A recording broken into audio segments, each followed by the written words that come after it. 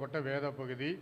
அப்போஸ்தலனாகிய பவுல் தீமோத்தேயுவுக்கு எழுதின முதலாவது நிருபம் 3வது அதிகாரம் 16வது வசனம். 1 தீமோத்தேயு 3ஆம் அதிகாரம் 16வது வசனம். அன்றியும் தேவ பக்திக்குரிய ரகசியமானது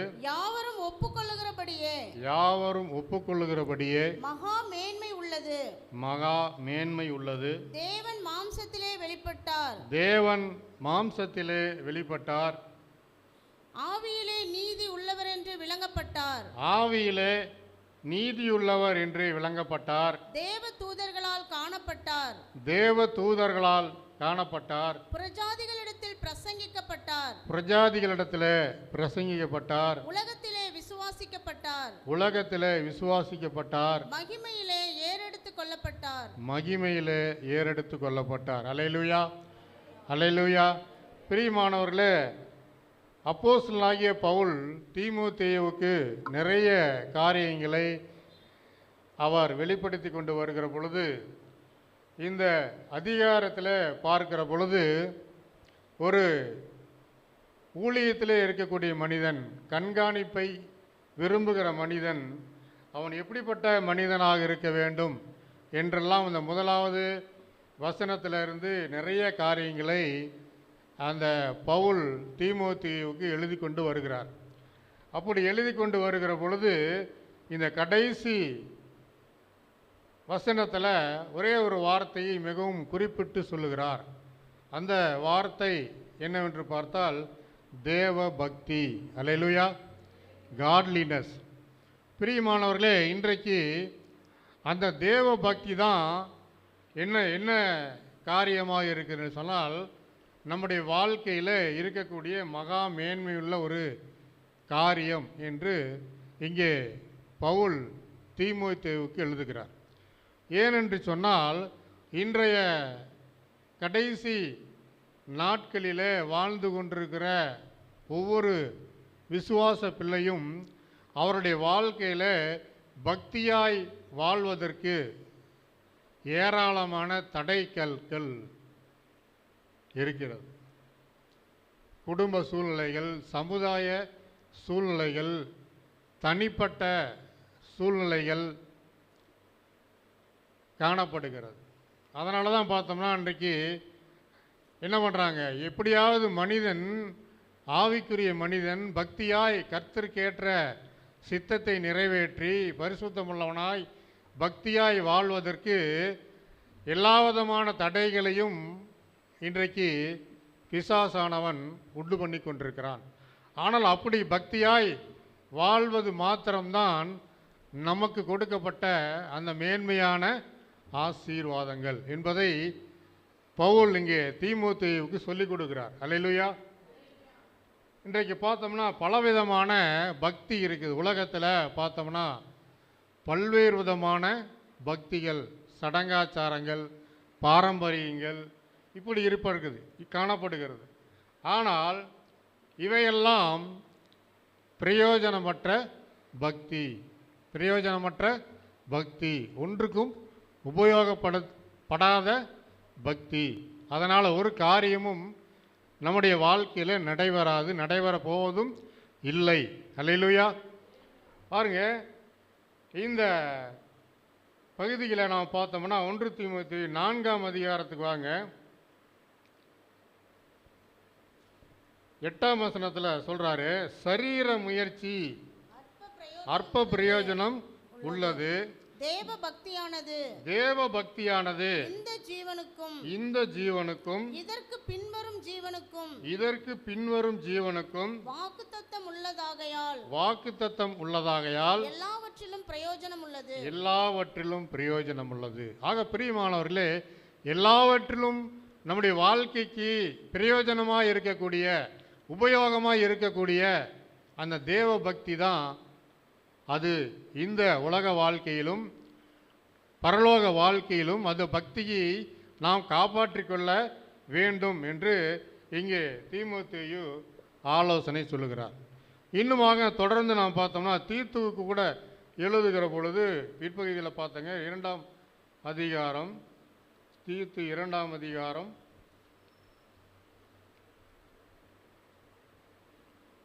11-12 வசனங்களை வாசிங்க.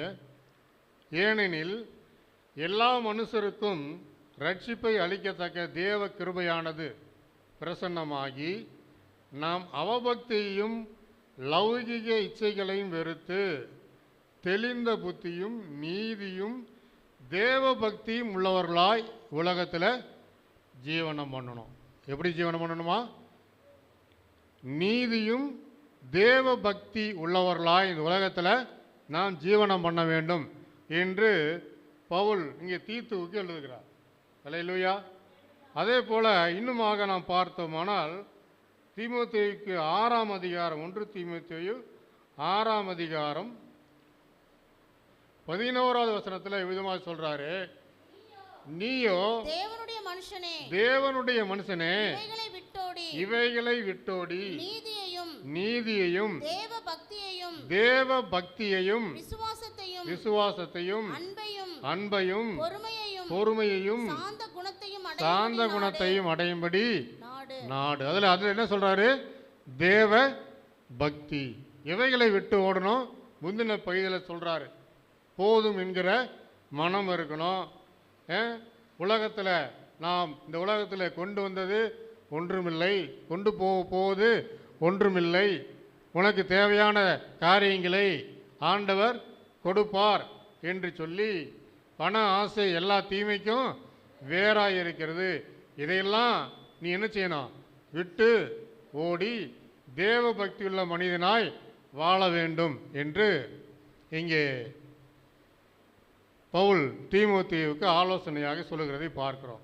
பிரியமானவர்களே, ஆகையினால தான் இன்றைக்கு ஆவிக்குரிய வட்டாரங்களிலே நாம் பார்க்கிற பொழுது அநேகர் தங்களுடைய வாழ்க்கையில் பக்தியாய் வாழ்வதற்கு தங்களை ஒப்பு கொடுக்காதபடி அவர்கள் பல்வேறு விதமான உலக இச்சைகளிலும் ஆசைகளிலும் வாழ்ந்து தங்களை உருவ குத்தி கொண்டிருக்கிறார்கள். ஆகையினால தான் ஆண்டவர் இந்த நாளில் நமக்கு கொடுக்கக்கூடிய ஆலோசனை, பக்தியுள்ளவர்களாய் வாழ்வதற்கு நாம் நம்மை ஒப்பு கொடுக்க வேண்டும். மிகவும் சுருக்கமாக 6 காரியங்களை நான் உங்கள் மத்தியில் சொல்லி கடந்து செல்ல கர்த்தர் நமக்கு உதவி செய்வாராக. முதலாவதாக நாம் பார்க்கிற பொழுது இந்த தேவ பக்தி நம்மை எந்த வகையில் அது செயல்படுகிறது என்று நாம் பார்க்கிற பொழுது தேவன் பேரில் வைக்கக்கூடிய அன்பு தான் நாம் தேவன் மேல் வைக்கக்கூடிய பக்தி. தேவ பக்தியும் தேவன் பேரில் வைத்திருக்கக்கூடிய ஆண்டவர் பேரில் நாம் வைத்திருக்கக்கூடிய அன்பு என்பதை நாம் மறந்து போகக்கூடாது. ஏனென்று சொன்னால் தேவ பக்தி எங்கே அது ஆரம்பிக்கிறது என்று சொன்னால் கர்த்தர் பேரிலே ஆண்டவர் பேரிலே நாம் வைத்திருக்கக்கூடிய அன்பு. பக்தியாய் வாழக்கூடிய மனிதன் எவ்விதமாய் இருப்பான் என்று சொன்னால் தேவனிடத்தில் அன்பு கூறுவான், தேவனை பிரியப்படுத்துவான், தேவனுக்கு சித்தமான காரியங்களை அவன் செய்வான், கர்த்தருடைய இருதயத்திற்கு ஏற்றவனாய் அவன் செயல்படுவான். அது மாத்திரமல்ல, கர்த்தருடைய வார்த்தைகளை, கர்த்தருடைய கட்டளைகளை, கர்த்தருடைய பிரமாணங்களை அவன் மகிழ்ச்சியாய் கற்றுக்கொள்வான், கடைபிடிப்பான். ஏனென்று சொன்னால் தேவன் வைத்த அன்பு, ஆண்டவர் நம்மேல் வைத்த அன்பு, நாம் ஆண்டவர் பேரில் வைத்திருக்கக்கூடிய அன்பு. அல்லேலூயா, அல்லேலூயா. அப்போது நாம் என்ன செய்ய வேண்டும்? அந்த அன்பு தான் நம்ம பக்தியாக வாழ்வதற்கு நம்மை ஒப்பு கொடுக்கும். 1 யோவான் 5ஆம் அதிகாரம் 18ஆம் வசனத்தை வாசிங்க. 1 யோவான் 5ஆம் அதிகாரம் 18ஆம் வசனம். தேவனால் பிறந்த எவனும் பாவம் செய்யான் என்று அறிந்திருக்கிறோம். தேவனால் பிறந்தவன் தன்னை காக்கிறான், பொல்லாங்கன் அவனை தொடான். அப்போ தேவனால பிறந்தவன், தேவ பக்தியாய் வாழ தன்னை ஒப்பு கொடுக்கிறவன் என்ன செய்யறானா? அவன் கர்த்தருக்காய் வாழ்கிறான். அவன் பாவத்துக்கு இடம் கொடுக்க மாட்டான், பிசாசுக்கு இடம் கொடுக்க மாட்டான். அவனுடைய வாழ்க்கையில் அவன் தன்னை என்ன பண்ணுறானா? காத்து கொள்ளுகிறான். தன்னை காத்து கொள்ளுகிறான். ஒவ்வொரு நாளும் அந்த ஆண்டவருடைய அன்பை நினைத்து அவர் மேல் அன்பு வைத்து தன்னை பிசாசுக்கு இடங்கொடாமல், உலக ஆசா பாசங்களுக்கு இடங்கொடாமல், உலக இச்சைகளுக்கு இடங்கொடாமல் கர்த்தருடைய அந்த அன்பை நினைத்து அவன் என்ன செய்கிறான்? தன்னை காத்து கொள்ளுகிற மனிதனாய் இருப்பான் என்பதை நாம் அறிந்திருக்கிறோம். இன்னுமாக 1 யோவானில் இன்னொரு வசனத்தை நாம் வாசிப்போம். 4ஆம் அதிகாரம் 20-21. தேவனிடத்தில் அன்பு கூறுகிறேன் என்று ஒருவன் சொல்லியும் தன் சகோதரனை பகைத்தால் அவன் பொய்யன். தான் கண்ட சகோதரனிடத்தில் அன்பு கூறாமல் இருக்கிறவன், கண்ட சகோதரனிடத்தில் சகோதரிகளிடத்தில் அன்பு கூறாது இருக்கக்கூடியவன் தான் காணாத தேவனிடத்தில் எப்படி அன்பு கூற முடியும்? ஆகையினால தேவனிடத்தில் அன்பு கூறவன் தன் சகோதரனிடத்திலும் அன்பு கூற வேண்டும் என்கிற கற்பனையை அவராலே பெற்றிருக்கிறோம், ஆண்டவரிடத்திலிருந்து பெற்றிருக்கிறோம். அப்போ இன்னைக்கு என்ன நினைக்கிறாங்க? நான் பரிசுத்தவான், நான் நீதி உள்ளவன், நான் தேவனுடைய பிள்ளை என்று சொல்லிக்கொண்டு தன்னுடைய குடும்பத்தில், தன்னுடைய மனைவியிடத்தில், தன்னுடைய பெற்றோரிடத்தில் அன்பு கூறாமல் கசந்து கொள்ளுகிறவன் தேவ பக்தி உள்ளவன் அல்ல. பிரியமானவர்களே, இது தேவ பக்தி என்பது அது அன்பின் வெளிப்பாடாக இருக்க வேண்டும். இரண்டாவதாக நாம் பார்க்கிற பொழுது யாக்கோபு இவ்விதமாக எழுதுகிறார் தன்னுடைய நிருபத்தில் 1ஆம் அதிகாரம், யாக்கோபு 1ஆம் அதிகாரம் 26வது வசனம் வாசிங்க.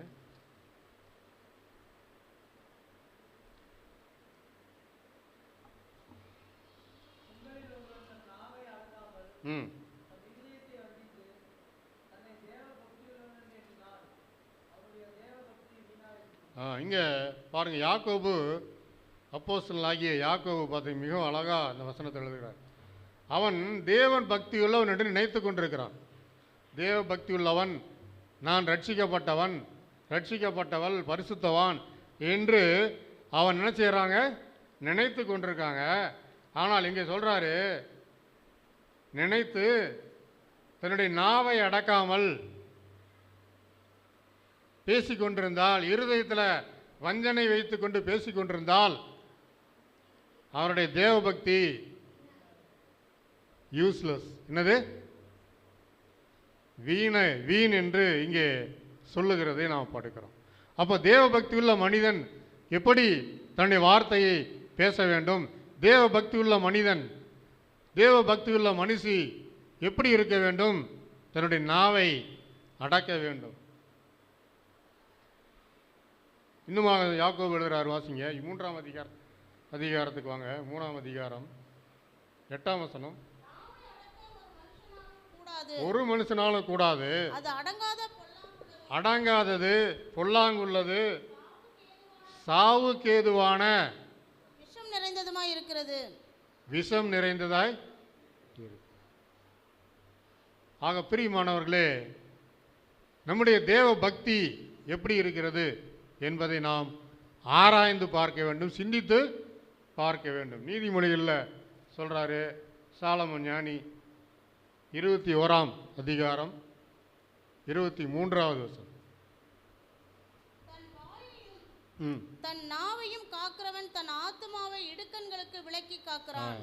தன்னுடைய வாயையும் தன்னுடைய நாவையும் காக்கக்கூடிய மனிதன் என்ன பண்ணுறான்னா, தன்னுடைய ஆத்துமாவை எல்லா விதமான இடுக்கண்களுக்கும் விலக்கி அவன் காத்து கொள்ளுகிறான். அப்போ காத்து கொள்ளணும், என்ன செய்யணும்?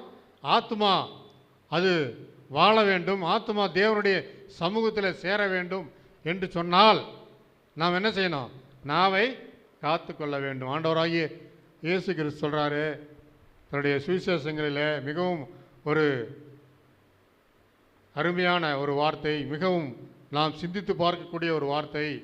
மத்தேயு சுவிசேஷம் 12ஆம் அதிகாரம் 36ஆம் வசனம் வாசிங்க.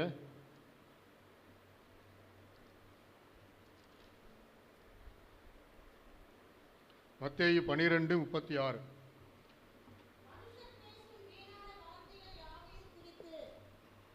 மனுஷர் பேசும் வீணான வார்த்தைகள் யாவையும் குறித்து நியாய தீர்ப்பு நாளிலே கணக்கு ஒப்புவிக்க வேண்டும் என்று உங்களுக்கு சொல்லுகிறேன். அல்லேலூயா, அல்லேலூயா. ஒவ்வொரு வார்த்தையும் நாம் தேவனுக்கு முன்பாக நாம் இந்த நியாய தீர்ப்பில் போய் நிற்கணும். அப்போது என்ன செய்யணும்? நம்முடைய வார்த்தைகள் கர்த்தருக்கு பிரியமாய் இருக்கிறதா? அதுதான் தேவன் நமக்கு கற்றுக் கொடுத்த ஒரு பக்தியுள்ள ஒரு வாழ்க்கை என்று நாம் பார்க்கிறோம். மூன்றாவதாக நாம் பார்க்கிற பொழுது தேவ பக்தி உள்ளவனுக்கு அவருடைய வாழ்க்கையில் ஆசீர்வாதங்கள் கிடைக்கும். என்ன கிடைக்கும்? பிளஸ்ஸிங்ஸ், சகாயம் கிடைக்கும். சங்கீதத்தில் ஒரு வசனத்தை வாசிப்போம். 32வது சங்கீதம் 6வது வசனம்.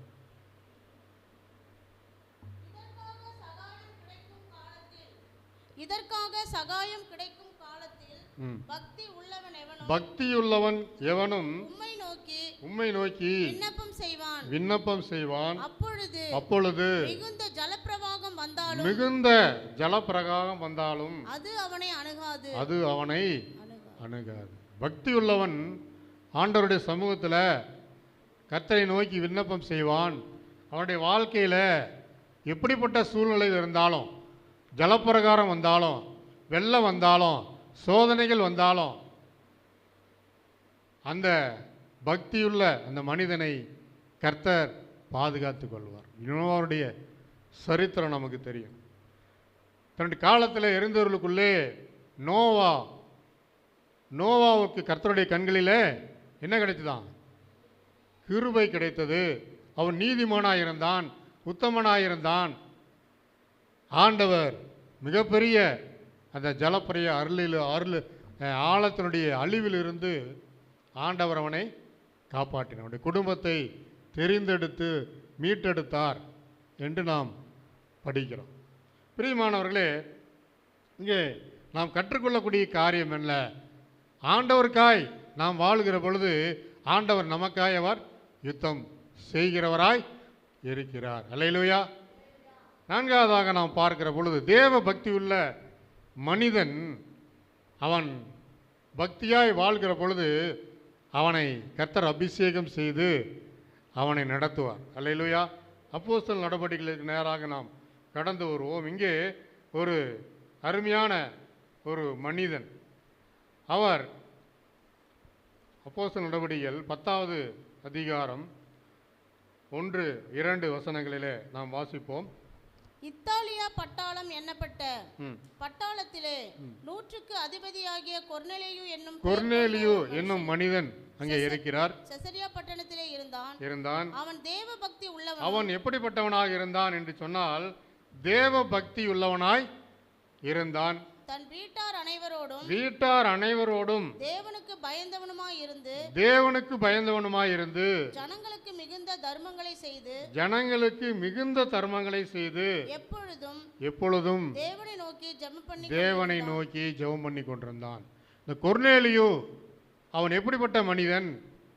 அவன் தேவ பக்தியாய் வாழ்ந்த மனிதன், தேவனுக்கு பயந்து நடக்கக்கூடிய மனிதன், தான தர்மங்களை செய்து வந்த மனிதன். அது மாத்திரமல்ல, அவன் எப்பொழுதும் தேவனை நோக்கி ஜெபம் பண்ணக்கூடிய மனிதன், ஜெபிக்கக்கூடிய ஒரு மனிதன். இப்படிப்பட்ட மனிதனை நோக்கி தான் தேவனுடைய ஆசீர்வாதங்கள், இந்த அபிஷேகங்கள் கடந்து வருகிறது என்பதை நாம் இந்த அதிகாரத்தினுடைய பகுதிகளிலே நாம் பார்க்கிற பொழுது, இப்படிப்பட்ட மனிதனை ஆண்டவர் அவனுடைய ஜெபம் கேட்கப்படுகிறது. அங்கே பேதுருவை அவனுடைய வீட்டுக்கு அழைக்கிறார்கள். அங்கே எல்லாரும் தேவ சமூகத்தில் கொர்நேலியும் எல்லாரும் வந்து அந்த இடத்துல உட்கார்றாங்க. 33வது வசனத்தில் பார்த்தோம்னா, அங்கே பேதுரு அந்த இடத்துக்கு போகிறாரு, அவங்க வீட்டுக்கு போகிறாரு. அப்போ தேவனாலே நமக்கு கட்டளையிட்ட யாவையும் கேட்கும்படிக்கு நாங்கள் எல்லாரும் இப்பொழுது தேவ சமூகத்தில் வந்து அவங்க எல்லாம் அந்த இடத்துல உட்கார்ந்துருக்குறாங்க. அப்போது பார்த்தீங்கன்னா அந்த இடத்துல பேதுரு ஆண்டவருடைய அந்த வார்த்தைகளை குறித்து, சத்தியத்தை குறித்து, ஆண்டவராகிய தேவன், பிதாவாகிய தேவன், ஆண்டவராகிய இயேசு கிறிஸ்து எவ்விதமாக இந்த உலகத்தில் பயன்படுத்தினார், வல்லமையாய் பயன்படுத்தினார், அற்புதங்களை செய்தார், அதிசயங்களை செய்தார், நன்மைகளை செய்தார் என்றெல்லாம் அவர் பிரசங்கம் பண்ணி முடித்த உடனே அந்த 44ஆம் வசனத்தில் பார்க்கிற பொழுது இந்த வார்த்தைகளை பேதுரு பேசிக் கொண்டிருக்கையில் வசனத்தை கேட்ட யாவர் மேலும் பரிசுத்த ஆவியானவர் இறங்கினார். அல்லேலூயா, அல்லேலூயா, அல்லேலூயா. அங்கே பக்தியாய் வாழ்ந்த மனிதன் அந்த கொர்நேலியுக்கு தேவனுடைய அபிஷேகம், தேவனுடைய ஆசீர்வாதம் கிடைத்தது. அது மாத்திரமல்ல, அங்கே தொடர்ந்து நாம் பார்த்தோம்னா அவர்கள் பல பாஷைகளை பேசுகிறதையும் தேவனை புகழுகிறதையும் இன்னுமாக பரிசுத்த ஆவியின் வரம் புறஜாதியர் மேல் பொழிந்தொருதலை பற்றி என்ன பண்ணாங்க, பிரமித்தார்கள், ஆச்சரியப்பட்டார்கள் என்று நாம் பார்க்கிறோம். அல்லேலூயா, அல்லேலூயா. இப்படிப்பட்ட அந்த பக்தியுள்ள மனிதனை தேவன் அபிஷேகித்து நடத்துகிறார். அப்போ நம்முடைய வாழ்க்கையில் கர்த்தருக்கு ஏற்ற அந்த பயபக்தியில் வாழ்கிற பொழுது ஆண்டவர் நம்மையும் அந்த அபிஷேகத்தில் நடத்துவார். அல்லேலூயா. 5வதாக நாம் பார்க்கிற பொழுது 1 தீமோத்தேயு 4ஆம் அதிகாரம்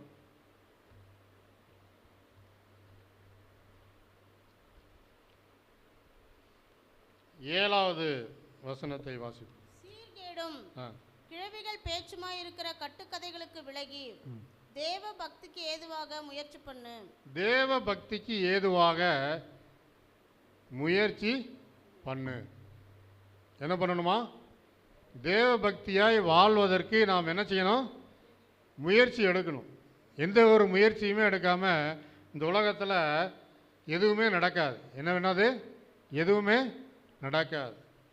முயற்சியுடையார் இகழ்ச்சி அடையார்.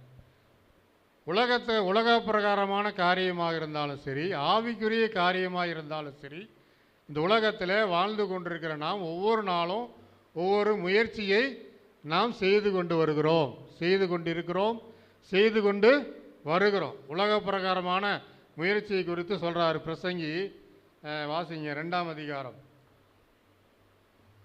10-11 வசனங்கள்.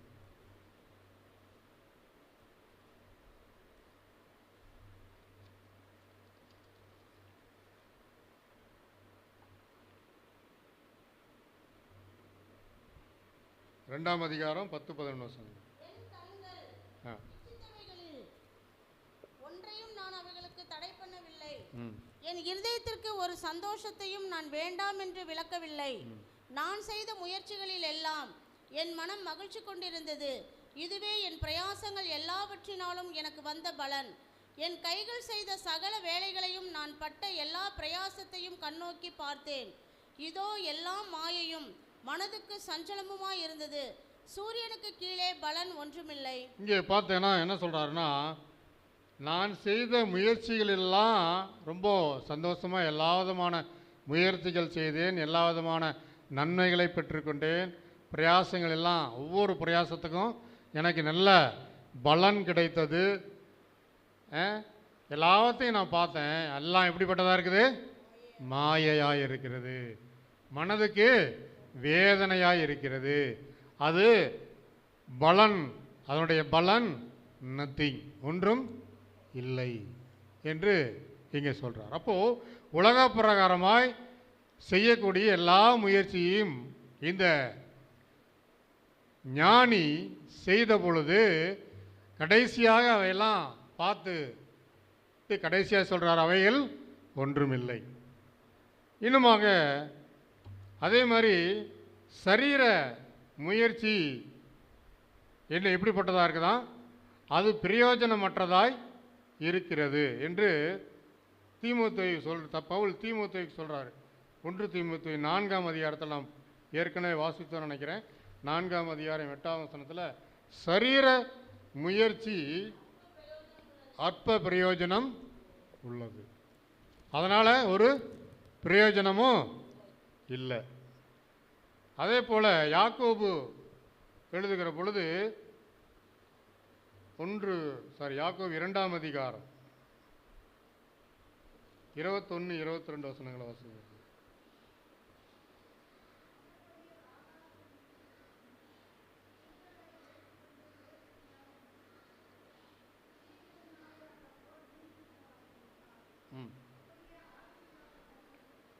போதுங்க. 21, 22.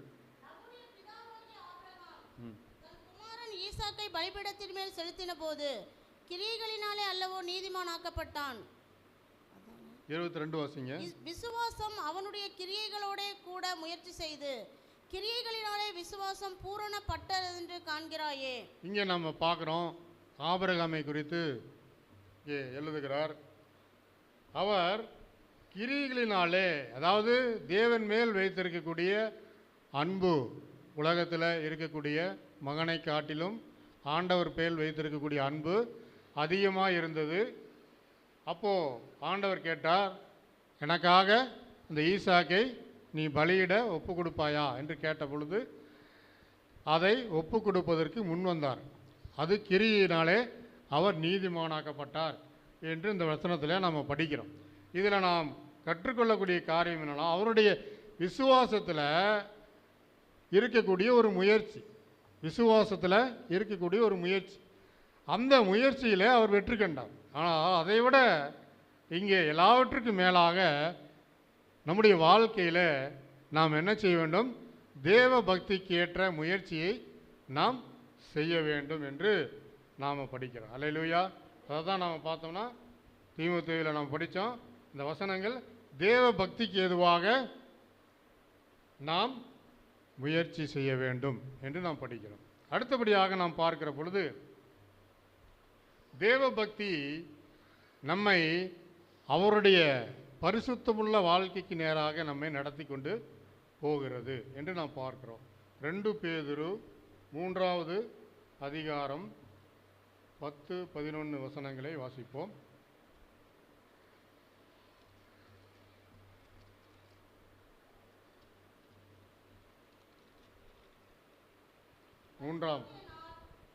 இரவிலே திருடன் வருகிற விதமாய் வரும். அப்பொழுது வானங்கள் மடமடவென்று அகன்று போகும், பூதங்கள் வெந்து உருகி போகும், பூமியின் அதிலுள்ள கிரியைகளும் எரிந்து அழிந்து போகும். 11 வாசிங்க. இப்படி இவைகளெல்லாம் அழிந்து போகிறதா இருக்கிறபடியால் நீங்கள் எப்படிப்பட்ட பரிசுத்த நடக்கையும் தேவ பக்தியும் உள்ளவர்களாய் இருக்க வேண்டும்.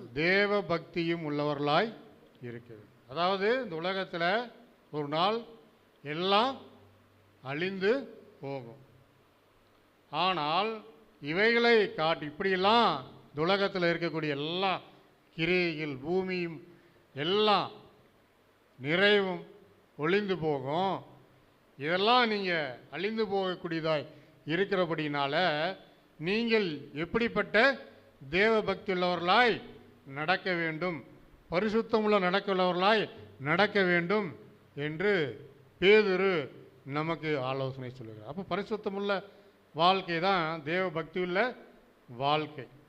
அது தேவன் பேரில் இருக்கக்கூடிய விசுவாசத்தை காட்டுகிறது, பரிசுத்தத்தை காட்டுகிறது, கீழ்ப்படிதலை காட்டுகிறது, அவருக்காக பக்தியோடு ஆராதனை செய்வதை காட்டுகிறது. இப்படியெல்லாம் இருக்கிற பொழுது அந்த பக்தியுள்ள வாழ்க்கை நம்மை பரிசுத்தத்துக்கு நேராக நடத்தும். உலகத்தின் கிரியைகள் எல்லாம் ஒரு நாளில் அழிந்து போகும். அவருக்காய் நாம் ஒப்பு கொடுக்கப்பட்ட அந்த பக்தியுள்ள வாழ்க்கை மாத்திரமே நிலைத்திருக்கும் என்பதை நாம் மறந்து போகக்கூடாது.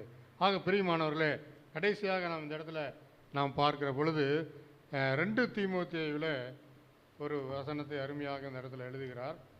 தீமோத்தேயுக்கு 2ஆம் நிருபத்துக்கு வாங்க. 2 தீமோத்தேயு 3வது அதிகாரம்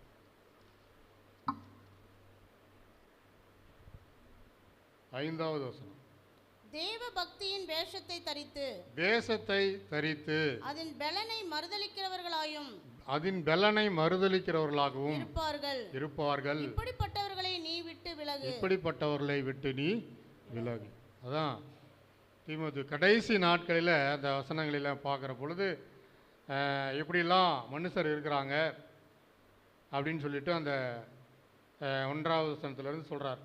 சொல்லி கொண்டு வருகிற பொழுது இந்த 5வது வசனத்தில் என்ன சொல்கிறாருன்னா, தேவ பக்தியின் வேஷத்தை அவர்கள் தரித்து கொள்வார்கள், ஆனால் அதன் பலனை மறுதலிக்கிறவர்களாய் இருப்பார்கள். இப்படிப்பட்ட மனுஷர்கள் இடத்திலிருந்து நீ விலகும்படியாக அந்த தீமோத்தேயுவுக்கு இங்கே ஆலோசனை சொல்லுகிறார். அதுதான் நமக்கும் இன்றைக்கு கொடுக்கப்பட்டுகிற ஆலோசனை.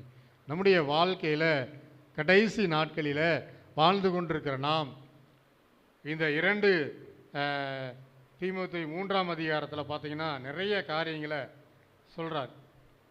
எப்படியெல்லாம் மனிதர் இருக்கிறாங்க, இது யாருக்காக எழுதப்பட்ட, ஒருவேளை வெளியில் இருக்கக்கூடிய மனிதர்களுக்காக எழுதப்பட்ட வார்த்தை அல்ல, சபையில் இருக்கக்கூடியவர்களாக எழுதப்பட்ட வார்த்தை என்பதை நாம் மறந்து போகக்கூடாது.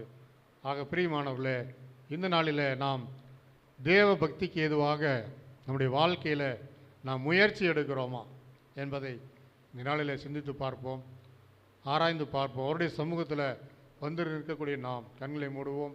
ஆண்டவருடைய சமூகத்துக்கு நேராக நம்முடைய இருதயங்களை ஆராய்ந்து பார்ப்போம். தேவ பக்தி அது பிரயோஜனம் உள்ளது, அது மகா மேன்மையுள்ளது. உலகத்தில் இருக்கக்கூடிய எல்லாம் ஒரு நாளில் அழிந்து போகும். கர்த்தருக்காய் நாம் வைத்திருக்கக்கூடிய அந்த பக்தி வைராக்கியம், கர்த்தருக்காய் வாழுகிற வாழ்க்கை, கர்த்தருக்காய் ஒப்பு கொடுக்கப்பட்ட வாழ்க்கை, அது அவரோடு கூட தேவ சமூகத்திற்கு நம்மை கொண்டு போகும், தேவனுக்கு முன்பாக நம்மை கொண்டு போய் நிறுத்தும் என்பதை நாம் அறிந்து கொள்ள வேண்டும். அப்படிப்பட்ட அந்த பரிசுத்தம், அவர் மேல் இருக்கக்கூடிய அன்பு, நாவடக்கம், நம்முடைய வார்த்தைகள், ஆண்டவருடைய அந்த பிரசன்னம், அந்த அபிஷேகத்தில் நாம் நடக்கிற பொழுது ஒவ்வொரு நாளும் அந்த அபிஷேகம், அந்த பக்தியின் அபிஷேகம் நம்ம அவருடைய சமூகத்துக்கு நேராக கொண்டு செல்லும். அப்படிப்பட்ட அந்த பிரயோஜனமுள்ள மேன்மையான காரியங்களை நாம் பெற்றுக்கொண்டு வாழ நம் ஒவ்வொருவருக்கும் கர்த்தர் உதவி செய்வாராக. எங்கள் அன்பின் நல்ல ஆண்டவரே, இந்த ஆசீர்வதிக்கப்பட்ட காலை வேளைக்காய் ஜெபம் பண்ணுகிறோம்.